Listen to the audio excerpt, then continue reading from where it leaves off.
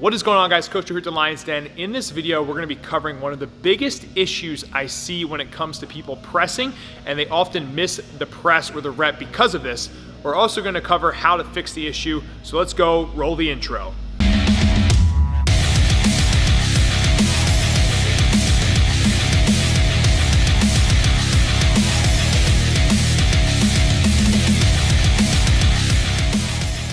What's up, guys? Coach here at the Lion's Den. Like I said, we're going to be talking about the press and specifically an error I see with the press and how to correct it.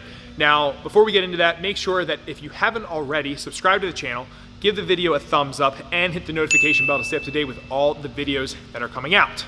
So getting right to the point, one of the biggest errors that I see with the press is people pressing the bar out in front of them.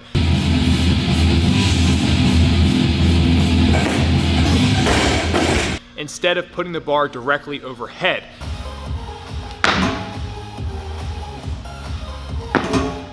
Now, why do we want to do this instead of pressing out in front of us? Because we want to make sure that we have a perfectly straight bar path. The bar is going to be the most efficient and feel the lightest with a straight bar path. Once we come off of that bar path and we're pressing away from us, it's going to make the weight feel heavier and it's going to make the lift harder.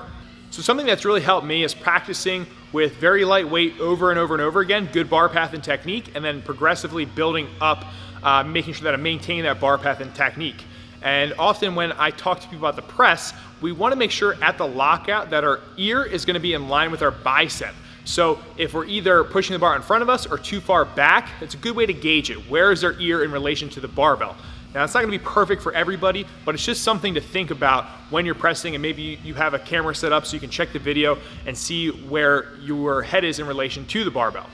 Another quick tip is making sure that you're keeping your chin tucked and making that double chin face so that the bar can travel directly up and you're not gonna hit yourself in the chin or the face.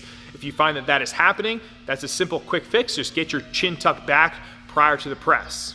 Now, at the same time, if you're not doing that, you automatically know that you're most likely pressing the bar out in front of you. Now, I see this error mostly occur in the jerk variation. So whether that's going to be the push jerk or the split jerk, what I find is that when people go for the jerk, they end up missing the lift because they press the bar out in front of them. And like I said, it kind of gets stuck somewhere in the middle of the press or wherever their weakest point is in the press, and they miss the lift. Now, I think this is due to just a lack of self-confidence and committing to the lift. And quote unquote, what we like to say in here is full send, and you actually have to full send it when it comes to the jerk or the jerk variations. You can't hold back. It's an all or nothing movement. And typically what you're gonna see is people fail it because they don't full send it all the way and get it above their head. And this is typically gonna happen with maximal loads because when you do a jerk or a split jerk, it's a movement that's gonna help you put the most amount of weight overhead, something that you probably couldn't push press and something that you definitely couldn't strict press. Now, to fix the problem specifically with the jerk is gonna be easy, yet it will be easier said than done. What I mean by that is, really what we wanna do is stick with light to medium weight on the bar and keep working the technique over and over and over again, making sure that we're fully committing to the jerk and getting the bar overhead and it's not getting stuck midway up. Now, the hard part about that is we're our own worst enemy and we can doubt ourselves and we get scared and timid, and that usually results in a no lift. So you have to work on building your confidence. I've put out other videos that I can link above about imagery and visualization, but this is actually something that will help, positive self-talk, that will contribute to a movement like the jerk, because you almost have to really full send and have a little bit of that faith to get the lift done.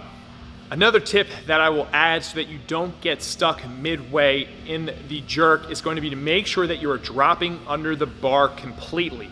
Typically what happens is people aren't confident enough to get under the bar and they catch the bar with bent elbows and then they have to press the bar the rest of the way. But if the weight is too heavy and you can't do a press out, you're just going to simply fail the rep or the lift. So I want to keep this video really short, sweet, to the point, and simple. But make sure that you guys are not pressing the bar out in front of yourself, and you want to have a nice, perfect, and straight bar path. And the easiest way to analyze this is just by taking a video or working with a coach. And like I said, to fix this, we want to stay with light to medium weight, consistently building up the proper bar path and technique, and then transfer that over to when we go heavier. Okay, another thing that may help you guys is working on the heavier end, okay, because going heavy for singles, doubles, or triples is a skill, and we don't want to neglect that as well, especially if you have a competition coming up that results in a heavy press or some sort of pressing event that is a maximal effort, you want to practice that ahead of time before competition. So like I said, guys, make sure that you like the video, subscribe to the channel, hit the notification bell, and I will catch you guys next week. So stay lean, mean, strength machine. Peace.